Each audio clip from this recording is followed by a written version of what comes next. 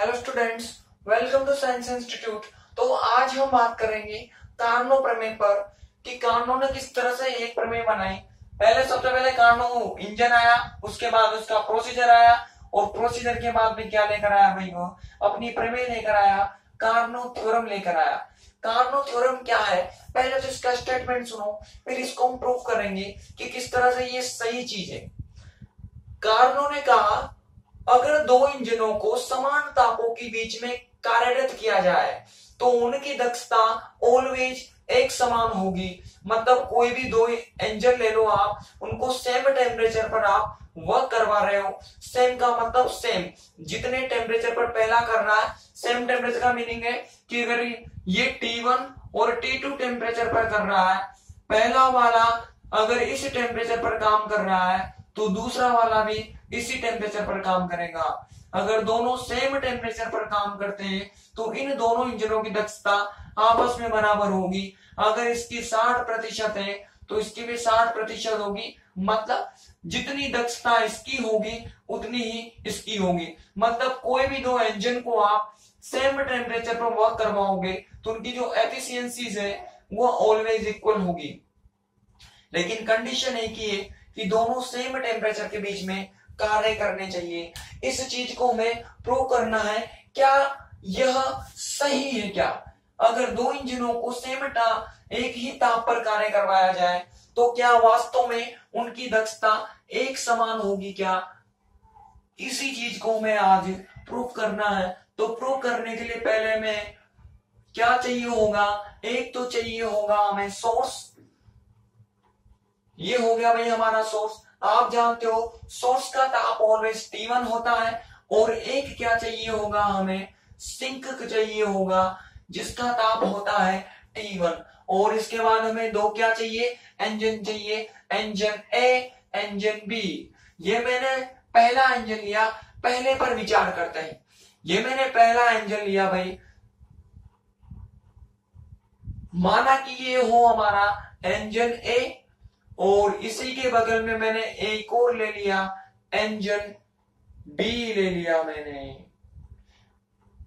क्योंकि इसे प्रूव करना है तो हमें कितने इंजनों की जरूरत है, दो इंजनों की जरूरत है। माना कि ये जो इंजन है ये इस दिशा में चल रहा है, इस डायरेक्शन में चल रहा है, और ये चल रहा है उल्टी दिशा में। कहीं भी चलाओ ताप तो सेम ही है, ये T1 ये T2, ये भी T2 ये T1। माना कि पहले इंजन ने इधर की तरफ से Q2 उष्मा ग्रहण की, अब्सॉर्ब की है, तो आगे प्लस लगाना पड़ेगा। इसने इस पर W कार्य किया, वर्क डन किया, तो आगे माइनस लगाना पड़ेगा। अब रिमेनिंग जो हीट थी, बताओ रिमेनिंग कितनी बचेगी, Q2 माइनस W बचेगी। इस हीट को इसने इस सिंक को दे दिया मतलब रिलीज कर दिया, तो आगे माइनस लगाना पड़ेगा। ठीक, इधर की तरफ ये उल्टा चल रहा है। सपोज करो ये जो दूसरा इंजन है इसने उससे अलग ऊष्मा ग्रहण की। हम मानकर चलेंगे कि जहां इनके मान कुछ ऐसे हैं, जितनी ऊष्मा इसने इसको दी, इसने उससे कुछ अलग मान अवशोषित किया। और वह कम भी हो सकता है, ज्यादा भी हो सकता है, वो हमें पता लग जाएगा कि वह लोअर वैल्यू है या हायर वैल्यू है। लेकिन फिलहाल हम कितना कर रहे हैं कि जितनी इसने दी थी, इस वाले इंजन ने उससे अलग मान लिया, अलग मान अब्सॉर्ब किया, डिफरेंट वैल्यू अब्सॉर्ब की है, अवशोषित किए, तो आगे क्या लगाना पड़ेगा, हमें माइनस लगाना पड़ेगा। इसने इतना दिया था, इसने Q2 minus W dash absorb की, अलग लिया है हमने, मान के चल रहे हैं, तभी तो दक्षता अलग होगी इनकी।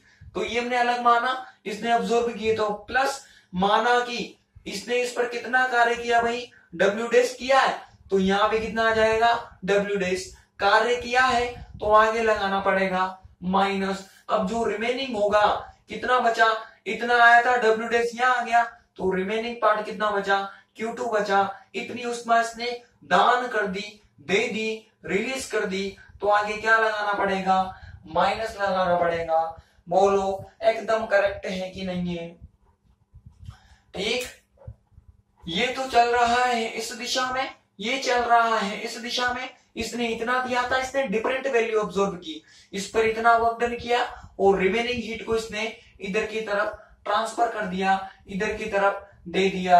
आ गई बात समझ में? अब देखो ये इंजन ए है, माना कि पहले इंजन की दक्षता Na हो और सेकंड इंजन की जो एफिशिएंसी है वह Nb हो। हमें प्रूव करना है कि Na बराबर क्या है, Nb है, हमें ऐसा प्रूव करना है। तो हम स्टार्टिंग में मानकर चल रहे हैं, माना कि इनकी एफिशिएंसीज इक्वल नहीं है, बराबर नहीं है, किसी भी एक इंजन की दक्षता को ज्यादा कर दो और दूसरी वाली की को कम कर दो। ऐसा करने पर हम पाएंगे कि हमें बीच में क्या मिलेगा, विरोधाभास मिलेगा, कंट्रोवर्सी मिलेगी। जैसे ही कंट्रोवर्सी मिलेगी हम बोलेंगे भाई ऐसा नहीं हो सकता, इनकी दक्षता अलग अलग नहीं हो सकती, वो सेम होगी। प्रोसीजर समझ में आया? हमें इक्वल प्रूव करना है तो हमने क्या किया, डिफरेंट कर दिया उनको, माना कि अलग अलग है, अलग अलग लेकर चले, सोल्व किया तो बीच में हमें विरोधाभास अनुभव होगा, कंट्रोवर्सी आएगी, और जैसे ही कंट्रोवर्सी आएगी हम बोलेंगे भाई ऐसा नहीं हो सकता। तो कैसा होगा, इनकी दक्षता बराबर होगी, इक्वल होगी। आगे बात समझ में?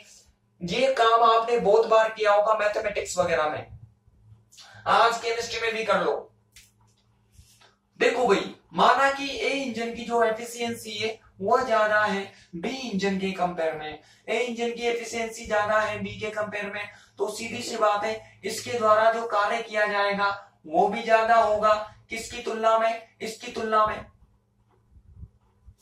देखो भाई, तो यहां से मैं सीधा कह सकता हूं कि जो ये कार्य करेगा, अब मैंने इसकी एफिशिएंसी को ज्यादा कर दिया इससे, तो इसके द्वारा जो कार्य किया जाएगा वो भी ज्यादा होगा। किसके कंपेयर में, इसके कंपेयर में। तो यहां से मैं क्या करूंगा, ये कितना कार्य कर रहा है, W कार्य कर रहा है, सॉरी ये कितना वर्क डन कर रहा है, W कर रहा है, और ये कितना कर रहा है भाई, W डैश कर रहा है।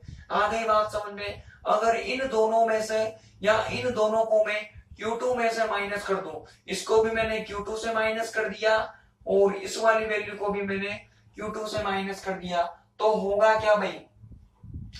अब देखो यहां पर ये ज्यादा ये कम, इस Q2 में से मैंने बड़ी वैल्यू माइनस की और इधर की तरफ इस Q2 में से मैंने छोटी वैल्यू माइनस की, तो बताओ यहां पर बड़ी वैल्यू माइनस की तो छोटी वैल्यू बनेगी, इधर की तरफ छोटी वैल्यू माइनस की तो बड़ी वैल्यू बनेगी, मतलब ये जो साइन है ये बदल जाएगा। अरे ऐसा ही होगा ना, ये बिगर है ये स्मॉल है, यहां पर हमने बिगर को माइनस किया तो वैल्यू स्मॉलर आएगी, यहां पर स्मॉलर को माइनस किया तो वैल्यू बिगर आएगी। तो हमें क्या मिला कि ये जो Q2 माइनस W डैश है वो ग्रेटर देन है Q2 माइनस W से। अगर हम यहां से इनका अंतर निकालना चाहे तब B इंजन द्वारा अवशोषित अतिरिक्त ऊष्मा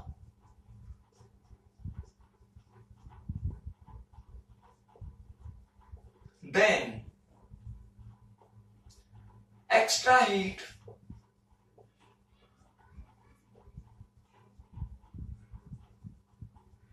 absorbed by engine B। इसका क्या मतलब हुआ भाई?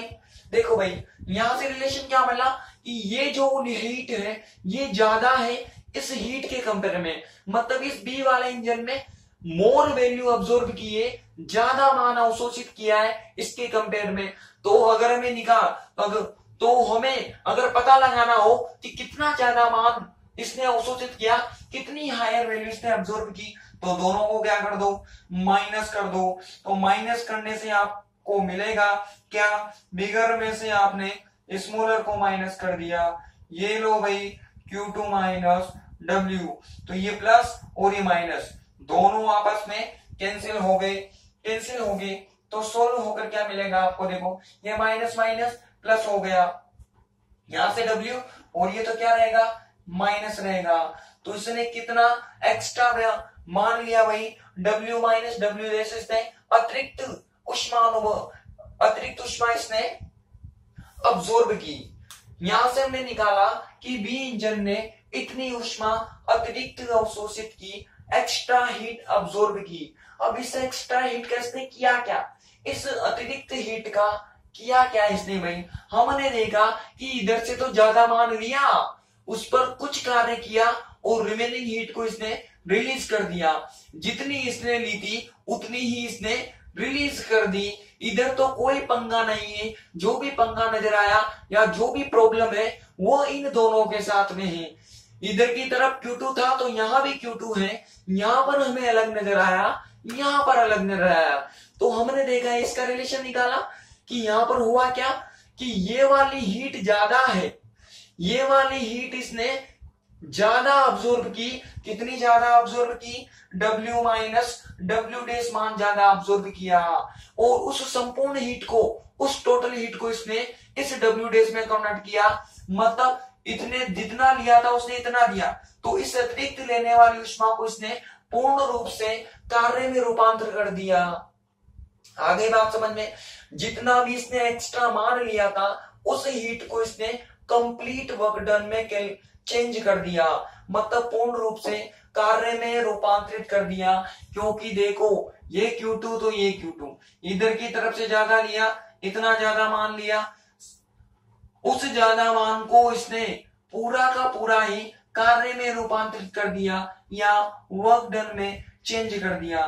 तो यहां से क्या ऐसा हो सकता है क्या, अभी हमने कुछ लेक्चर पहले एक नियम पढ़ा था थर्मोडायनेमिक्स का सेकंड नियम। वो नियम कहता है कि जितनी भी हीट आप एब्जॉर्ब करोगे उसको कंप्लीट वर्क में चेंज नहीं कर सकते, कार्य में रूपांतरित नहीं कर सकते। लेकिन बी इंजन तो इसको मानता ही नहीं है।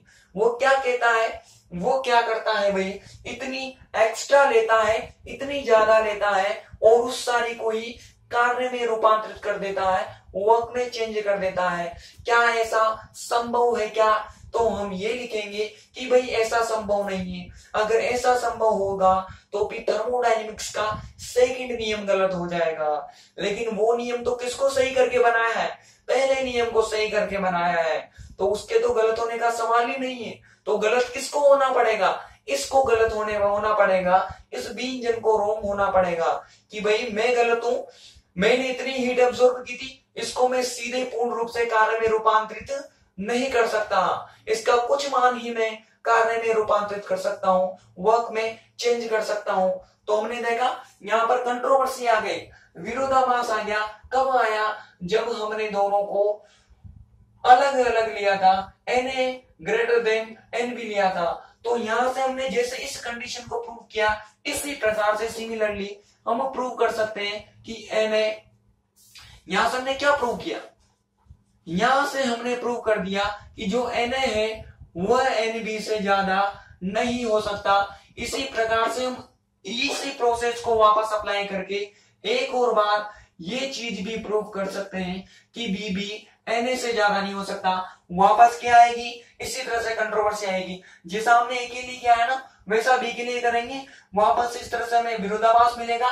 मतलब ये भी नहीं हो सकता, जब ये नहीं हो सकता, ये नहीं हो सकता, तो फिर क्या होगा, Na बराबर Nb होगा। मतलब ए की दक्षता बी की दक्षता के बराबर हो जाएगी। दोनों इंजनों की जो एफिशिएंसी होगी वो ऑलवेज इक्वल होगी यदि वो समान तापों के बीच में कार्यरत है। तो आ गई बात समझ में। इस प्रमेय को कहा जाता है कार्नो प्रमेय।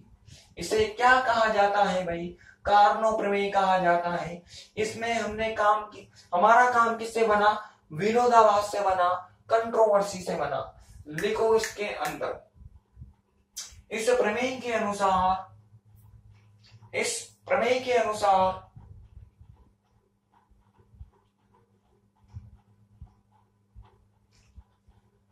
यदि दो इंजन समान तापों के मध्य कार्यरत हो, यदि दो इंजन समान तापों के मध्य कार्यरत हो तो उनकी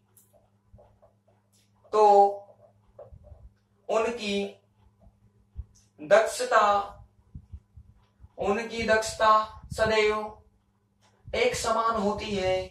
उनकी दक्षता सदैव एक समान होती है। उनकी दक्षता सदैव एक समान होती है।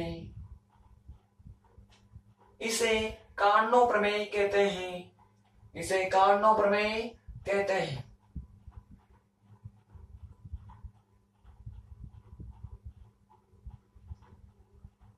अगली लाइन से लिखो, माना कि दो इंजन ए तथा बी, माना कि दो इंजन ए तथा बी निम्न प्रकार से T1 तथा T2 ताप के मध्य कार्यरत हैं, निम्न प्रकार से T1 तथा T2 ताप के मध्य कार्यरत हैं, निम्न प्रकार से T1 तथा T2 ताप के मध्य कार्यरत हैं। कर लो भाई।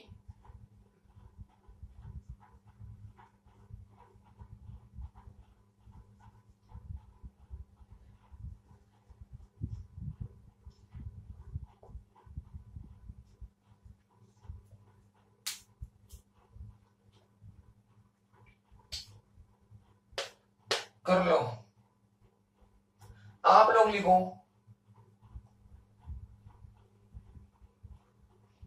according to this,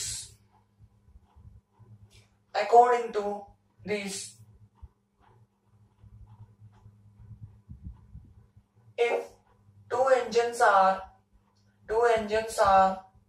working between same temperatures,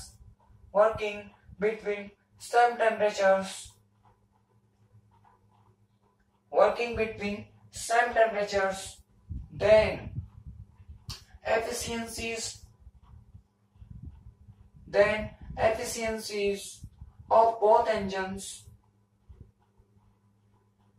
efficiencies of both engines are equal. Efficiencies of both engines are equal.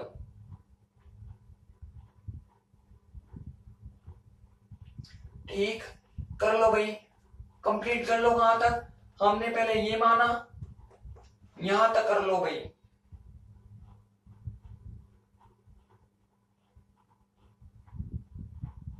यहां तक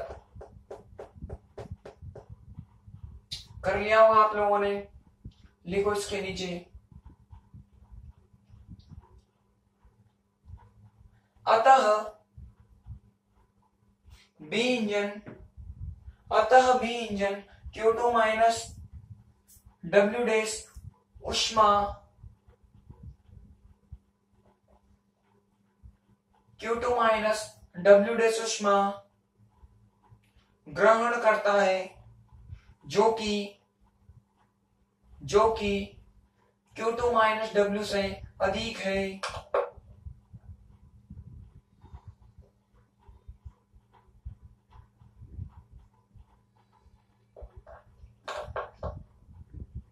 जो कि Q2 माइनस W से अधिक है। तब कर लो कंप्लीट, यहां तक आप लोग भी कर लो इसके नीचे। It's clear. Engine B Q2 minus W dash उष्मा, it's clear. Engine B absorb Q2 minus W dash heat, Q2 minus W dash heat, which is greater than Q2 minus W.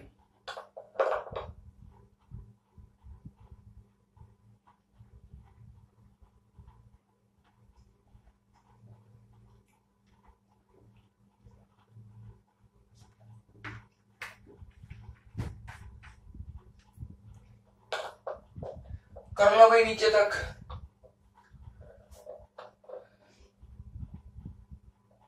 हाँ यहां तक कर लो, यहां तक कर लिया होगा। लिखो इसके नीचे, अतः engine B W minus W dash उष्मा अतिरिक्त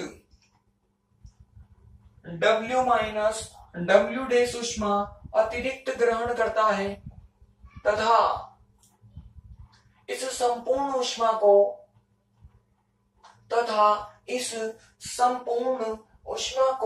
कार्य में रूपांतरित कर देता है, तथा इस संपूर्ण उष्मा को कार्य में रूपांतरित कर देता है।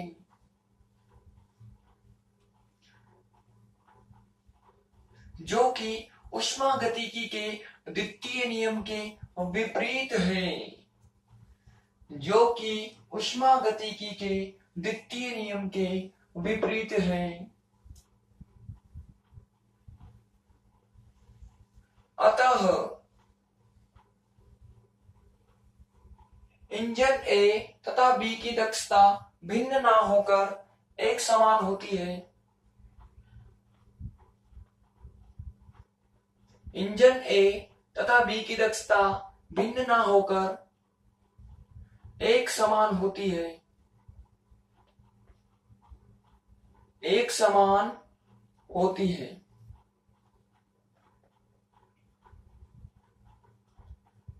आप लोग भी लिख लो भाई। It's clear engine B, it's clear engine B absorb W minus W dash extra heat, W minus W dash extra, W minus W dash extra heat, extra heat, and convert this total heat, convert this total heat into, convert this total heat into work,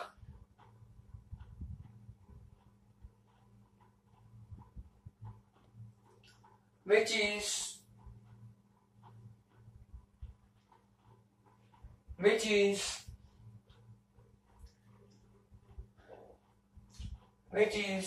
opposite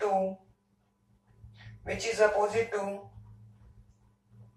second law of thermodynamics, which is opposite to second law of thermodynamics, second law of thermodynamics.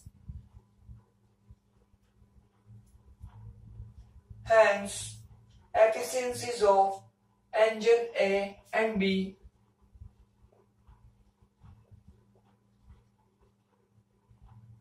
efficiencies of engine A and B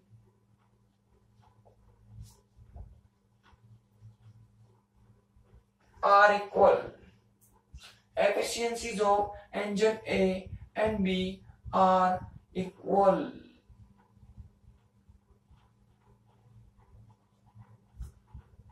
Engine A and B are equal. ठीक है भाई। तो ए और B की efficiency मतलब दक्षता अलग अलग ना होकर एक होती है भाई। ठीक, ये हो गया हमारा कार्नो प्रमेय या कार्नो थ्योरम। अब हम बात करेंगे एंट्रोपी, ताप तथा आयतन के फलन के रूप में। Entropy in function of temperature and volume, मतलब एंट्रोपी को प्रूव करना है हमें कि यह टेम्परेचर और वॉल्यूम का फंक्शन होता है, ताप और आयतन का फंक्शन होता है। शुरू हो जाते हैं, एक छोटा सा नहीं है डेरिवेशन, ये बहुत लंबा डेरिवेशन है। ठीक है भाई, शुरू करते हैं। बहुत सीधा डेरिवेशन है, दो तीन चीजें आपको ध्यान रखनी है जिसमें आपकी डेरिवेशन कंप्लीट हो जाएगा। माना कि एंट्रोपी फंक्शन हो किसका, टी का और वी का। स्टार्टिंग में हमने मान लिया कि ये फंक्शन किसका है, टी का, वी का। अब इस फंक्शन की क्या वैल्यू है, वो वैल्यू हमें इसको सोल्व करते करते करते पता लग जाएगी। ठीक है भाई, तो यहां से अगर हम डीएस की वैल्यू निकालेंगे तो डीएस की वैल्यू कितनी निकल कर आएगी, पहले इसका टी के रेस्पेक्ट में करोगे आप तो वॉल्यूम कांस्टेंट चलेगा, फिर dt आएगा, फिर इसका आप v के रेस्पेक्ट में करोगे तो t कांस्टेंट चलेगा, और क्या आएगा भाई, v आएगा। बोलो हमने स्टार्टिंग में ऐसा ही किया था क्या, अगर दो फंक्शन है तो पहले एक के रेस्पेक्ट में करोगे तो सेकंड वाला कांस्टेंट, फिर सेकंड के रेस्पेक्ट में करोगे तो पहला कांस्टेंट हो जाएगा। इसको मैंने इक्वेशन नंबर 1 बोल दिया। अब कहां से लिखेंगे भाई हम, from first law of thermodynamics, first law of TDS, TDS के पहले नियम से, टीडीएस के प्रथम नियम से, बोलो टीडीएस का प्रथम नियम हमसे क्या कहता है? हमसे कहता है कि जो डीई होती है वो बराबर होती है D Q plus D W को। बताओ इतना ही कहता है क्या? अब हम जानते हैं डी क्यू बराबर क्या होता है, टीडीएस होता है, एंड डी डब्ल्यू बराबर होता है माइनस पीडीवी। अरे जानते हैं कि नहीं जानते? डी क्यू बराबर टीडीएस और डी डब्ल्यू बराबर क्या हो जाएगा, माइनस पीडीवी हो जाएगा। तो यहां से अगर मैं वैल्यू पुट कर दूंगा ऊपर वाले इक्वेशन में तो मुझे क्या मिलेगा, टीडीएस माइनस पीडीवी मिलेगा। इक्वेशन नंबर 2 बोलो सही है। ये इतना और ये इतना, ये तो मैंने बताया था, ये जानते हैं। दोनों पुट कर दिया तो इक्वेशन नंबर 2 आ गई। इक्वेशन नंबर 2 आ गई। उसके बाद में अब हमने एंट्रोपी को टी और वी का फंक्शन माना है, तो यहाँ पर जो ये इंटरनल एनर्जी है इसको भी आप फंक्शन मान लीजिए टी और वी का। अगर इसको टीवी का फंक्शन माना है तो ई को भी किसका फंक्शन मानो, टीवी का फंक्शन मानो, और यहां से डीई की वैल्यू भी निकाल दो। तो करना क्या है भाई, एक बार तो आपको टी के रेस्पेक्ट में करोगे तो वी कांस्टेंट चलेगा, और एक बार जब आप वी के रेस्पेक्ट में कर दोगे तो यहां से क्या कांस्टेंट हो जाएगा, टी कांस्टेंट हो जाएगा, और मल्टीप्लाई करना पड़ेगा डीवी से। एक बार टी के रेस्पेक्ट में तो वी कांस्टेंट, एक बार वी के रेस्पेक्ट में टी कांस्टेंट, टी के रेस्पेक्ट में किया तो dt से मल्टीप्लाई करोगे, और v के रेस्पेक्ट में किया तो dv से मल्टीप्लाई करोगे। ऐसा मैंने आपको एग्जैक्ट और इन एग्जैक्ट डिफरेंशियल्स में पढ़ाया था, यथातः और अयथातः अवकलजों में पढ़ाया था, याद है पहली यूनिट के अंदर। तो मैंने कहा है कि इसको पढ़ने के लिए पहली का होना बहुत जरूरी है। अगर पहली याद होगी आपको तो ये समझ में आएगी, इसलिए पहले पहली को पढ़ के आना, उसके बाद में सेकंड को पढ़ना भाई। आई बात समझ में? तो ये होगी भाई इक्वेशन नंबर 3। अब देखो ये भी डी का फॉर्मूला है और ये भी डी का फॉर्मूला है, तो ये डी दोनों डी बराबर होनी चाहिए, नहीं होनी चाहिए? होनी चाहिए। ये भी डी, तो दोनों को क्या कर दो भाई, बराबर कर दो। तो हमने लिख दिया फ्रॉम इक्वेशन एंड 2 and 3। तो यहां से क्या हो जाएगा भाई, इक्वेशन ये हो जाएगा टीडीएस, ये हो जाएगा माइनस पीडीवी, ये वैल्यू मैंने यहां पर पुट कर दी, और इधर की तरफ क्या चल रहा है, ये हो जाएगा इतना, ये डी वी और ये डी टी, और ये हो जाएगा इतना।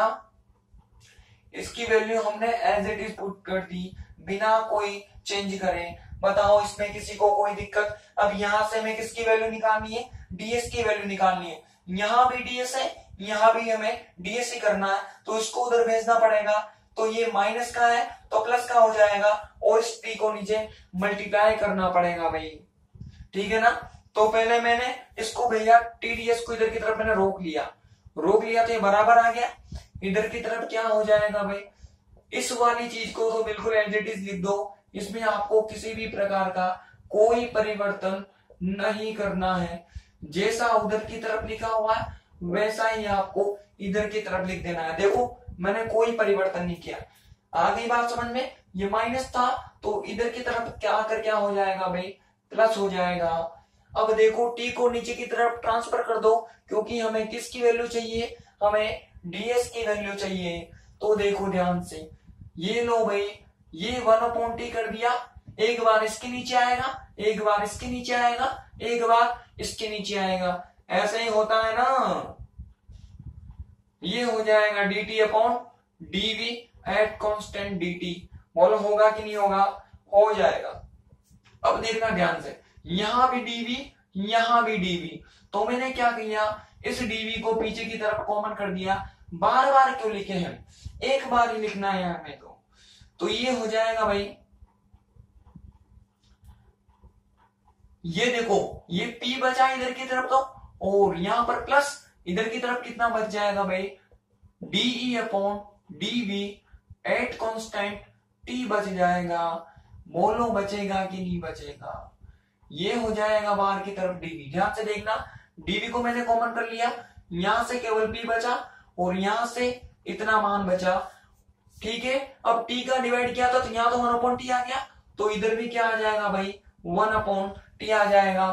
बोलो किसी को कोई दिक्कत नहीं है ना भाई? दिक्कत इसके अंदर ये इक्वेशन 3 थी, तो इसको क्या बोल दोगे आप, इक्वेशन नंबर 4 बोल दोगे। अब ये भी डीएस ये भी डीएस, तो वापस क्या हो जाएंगे, दोनों बराबर हो जाएंगे।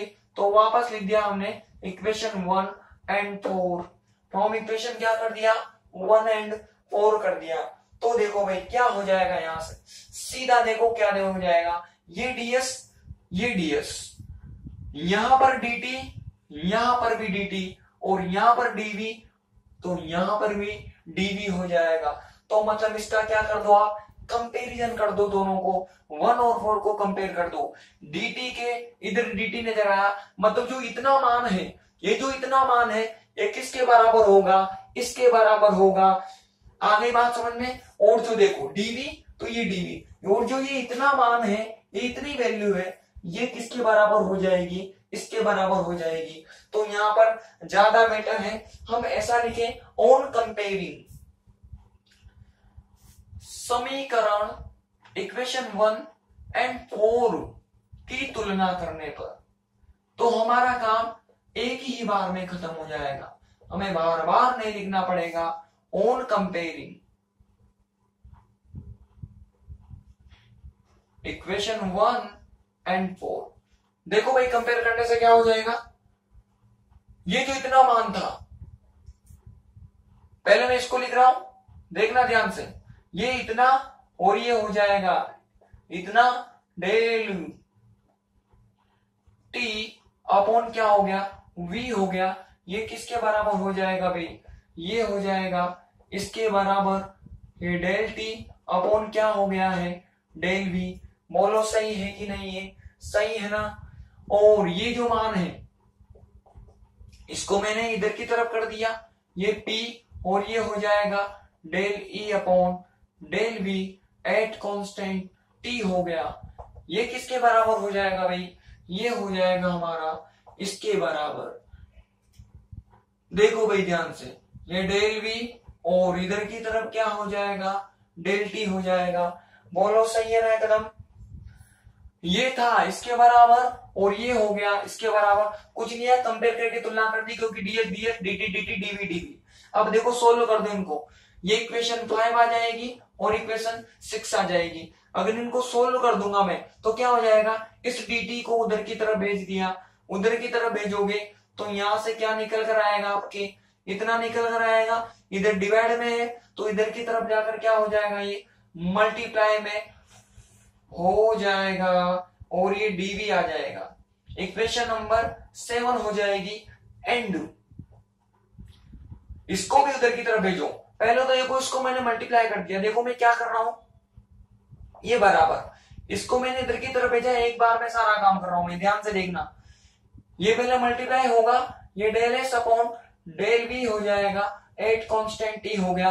मल्टीप्लाई होते ये ब्रैकेट हटेगा, ब्रैकेट हटने के बाद मैंने इस पी को भी उधर की तरफ भेज दिया, इधर प्लस का है तो इधर की तरफ जाकर क्या हो जाएगा, माइनस का हो जाएगा। तो इधर की तरफ मुझे केवल कितना मिलेगा, केवल इतना पार्ट मिलेगा। बोलो बात समझ में आ रही है ना। इस टी को मैंने पहले इधर भेजा तो मल्टीप्लाई हो गया, ये ब्रैकेट हटेगा, इसके हटते ही ब्रैकेट के बाद मैंने इस पी को भेजा तो प्लस का था तो माइनस का हो गया, तो ये सोल्व होकर इतना आ गया और ये सोल्व होकर हमें इतना मिल गया। बोलो समझ में आ रही है ना बात आपको। अब 7 का और 8 का आप अवकलन कर दो। देखो भाई उल्टा करना है हमें, यहां पर क्या हो रहा है, टी के रेस्पेक्ट में v का डिफरेंशिएशन, मतलब v को कांस्टेंट करके t के सापेक्ष अवकलन किया गया है, और यहां पर t को कांस्टेंट करके v के रेस्पेक्ट में अवकलन किया गया। तो उल्टा करना है, इनको दोनों को बराबर बनाना है। तो क्या करूं मैं, यहां पर तो मैं t को कांस्टेंट करके कर ही देता हूं, वरना समझ में नहीं आएगा, आपको कंफ्यूज होंगे। देखो मैंने समीकरण 7 का क्या किया, यहां पर v कांस्टेंट करके t का किया गया, तो उल्टा करो।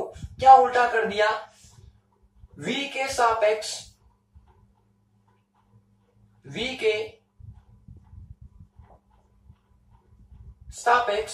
स्थिर ताप पर, ठीक है ना, v के सापेक्ष इसके सापेक्ष इस स्थिर ताप पर अवकलन करने पर देखते जाना भाई, देखते जाना ध्यान से। On differentiating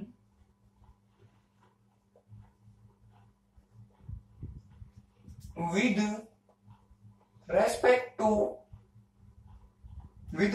to v at constant t। ठीक, देखना भाई ध्यान से। यहां पर एक बार तो ऑलरेडी क्या हुआ है, एक बार और करोगे तो स्क्वायर चढ़ेगा और ये क्या हो जाएगा, डेल स्क्वायर ई। इधर की तरफ dt तो ऑलरेडी था, अब मैंने किसके रेस्पेक्ट में कर दिया, v के रेस्पेक्ट में कर दिया, तो एक चीज और आ जाएगी, और क्या आ जाएगा भाई, डेल v हो जाएगा। डेल t तो ऑलरेडी था, v के रेस्पेक्ट में कर दिया तो क्या हो जाएगा, डेल v। मतलब ये क्या हो गया, डबल डिफरेंशिएशन हो गया, डबल अवकलन हो गया। इधर की तरफ देखो, अब मैंने t को कांस्टेंट कर रखा है, तो यहाँ पर t है तो ये क्या चलेगा, कांस्टेंट चलेगा। किसके रेस्पेक्ट में करना है, v के रेस्पेक्ट में। तो ध्यान से देखना, यहां भी क्या हो जाएगा, डबल डिफरेंशिएशन। ऑलरेडी t के रेस्पेक्ट में हो रहा था और dv भी एक्स्ट्रा में आ जाएगा।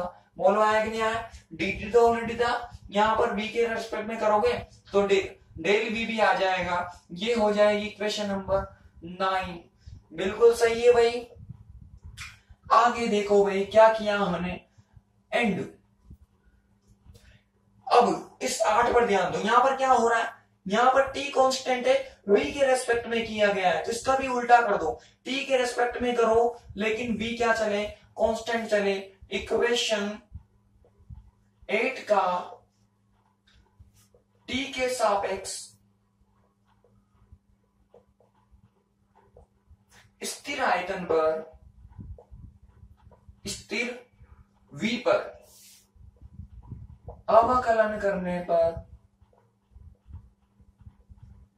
अवकलन करने पर, on differentiating with respect to t at constant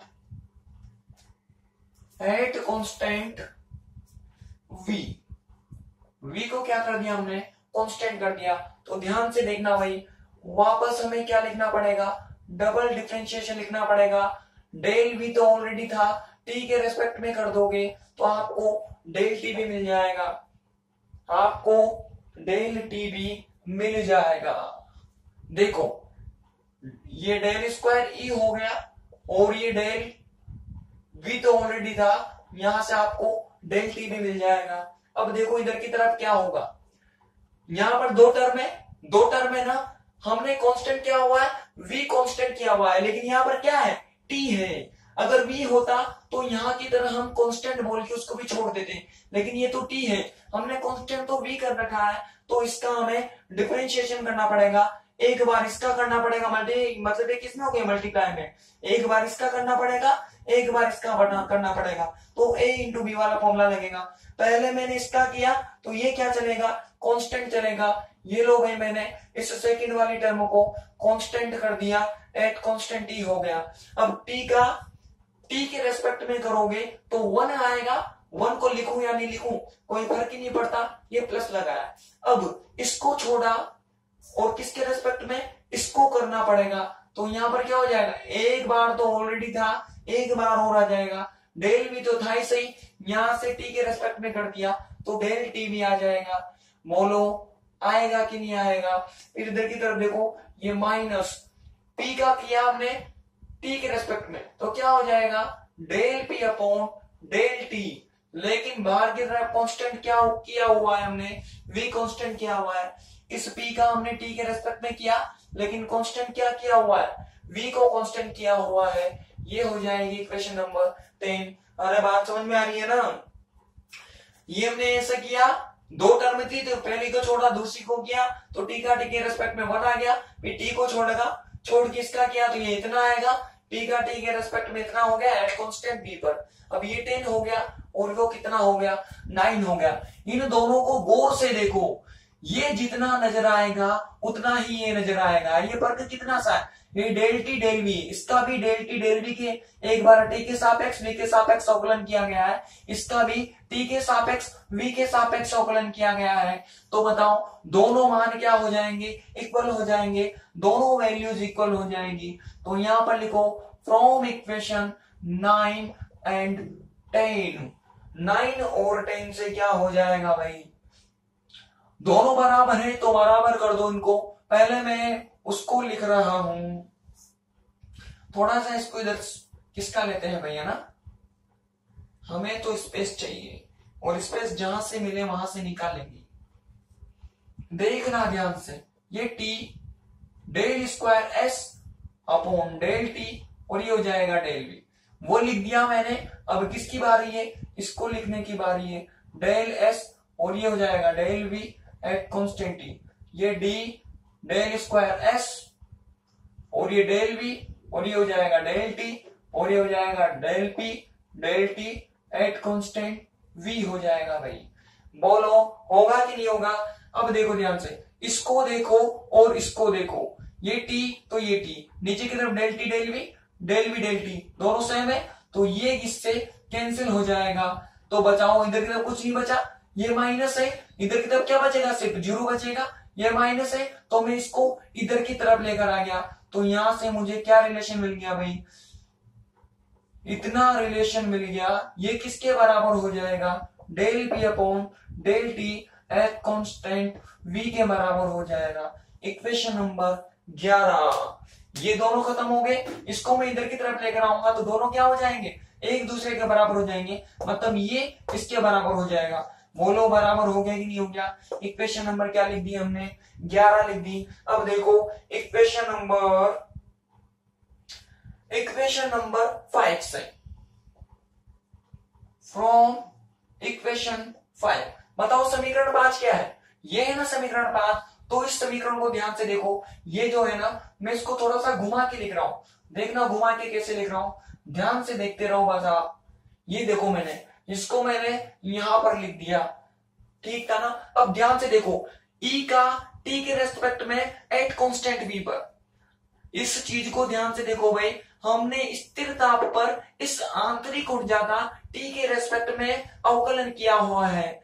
eight constant we पर इस इंटरनल एनर्जी का टी के रेस्पेक्ट में डिफरेंशिएशन किया गया है और इस मान को कहा जाता है सीवी। बोलो इसको क्या कहा जाता है, सीवी कहा जाता है। और ये जो मान है ये किसके बराबर होता है, सीवी के बराबर होता है। याद करो पहली यूनिट, तो इसको हम क्या लिख देंगे, इसको हम सीवी लिख देंगे और नीचे की तरफ क्या आ जाएगा, टी आ जाएगा।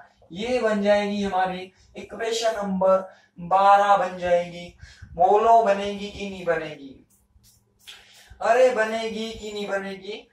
ये सीवी बन जाएगा और नीचे की तरफ क्या हो जाएगा, टी हो जाएगा। अब कुछ नहीं करना हमें। अब देखो ध्यान से, यहां पर जितना है ये उतना है, यहां पर जितना है ये उतना है, तो इन दोनों से मान उठाकर कहां रखना है, ये इक्वेशन 11 और 12 से मान उठाकर कहां रखना है, एक बार यहां रखना है और एक बार यहां रखना है। तो हमें एंट्रोपी मिल जाएगी, टेम्परेचर और वॉल्यूम के फंक्शन के रूप में मिल जाएगी भाई। आ गई बात समझ में, आ गई होगी आपको बात समझ में, लेकिन मेरे पास स्पेस भर गया। आप लोगों ने देखो ये तो कर ही लिया होगा, ये कर लिया होगा आप लोगों ने, टॉपिक लिख लिया होगा। बस मेरे को एक इक्वेशन लिखनी है, वो लिख दूं, ये टॉपिक कर लिया होगा आप लोगों ने भाई, है ना। तो मैं यहां पर मिटा के लिख देता हूं।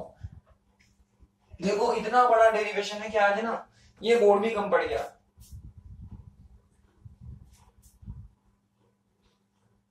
ठीक है ना, क्या करना है भाई, हमें इक्वेशन 11 और 12 से 1 में वैल्यू रखनी है। तो मैं यहां लिख देता हूं फ्रॉम इक्वेशन 1, 11 एंड 12, समीकरण 1, 11, 12 से। तो देखना ध्यान से क्या हो जाएगा भाई, ये हो जाएगा ds बराबर, यहां पर del S upon del T constant भी है, ढूंढो कहां है, del S upon del T at constant V किसके बराबर है, CV अपॉन टी के बराबर है। तो ये कितना हो गया, CV अपॉन टी हो गया। और इधर की तरफ क्या आ रहा है, dt आ रहा है। इसको थोड़ा नीचे लिखो, क्या हो सकता है आपको दिखाई नहीं दे रहा हो। तो ये किसके बराबर हो जाएगा भाई, ds। ये हो जाएगा CV अपॉन टी और ये हो जाएगा dt। बोलो होगा कि नहीं होगा।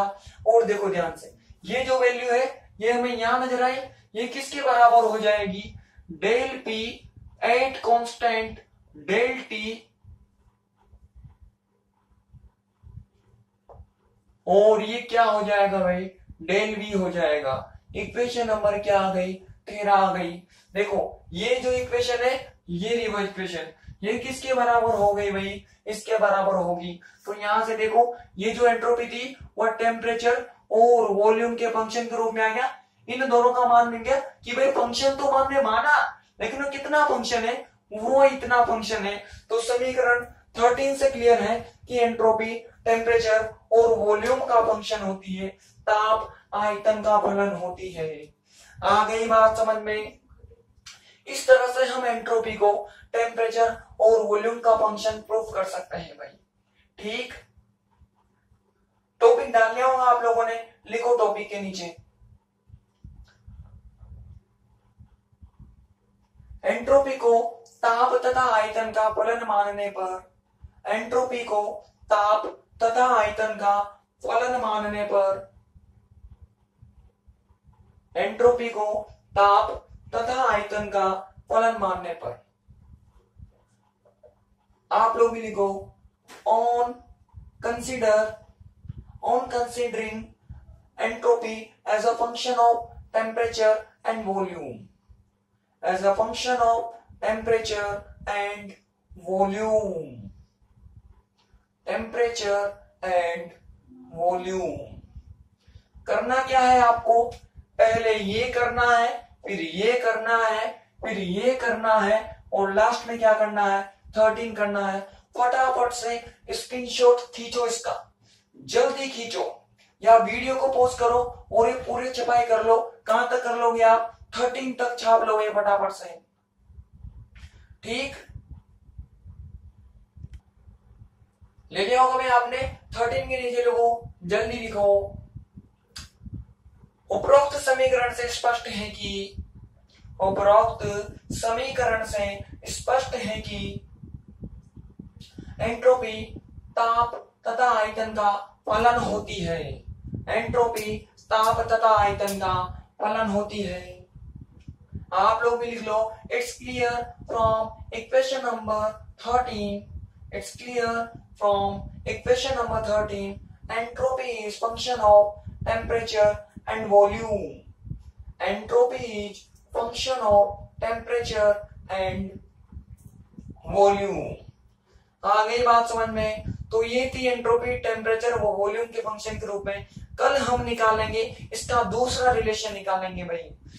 आज हमने किस किस के रूप में प्रूफ किया, टेम्परेचर और वॉल्यूम में। इसका सेकंड रिलेशन निकालेंगे, इसको कंप्लीट कर लेना। कोई दिक्कत हो तो कमेंट करना भाई मुझे। ठीक, कल मिलते हैं।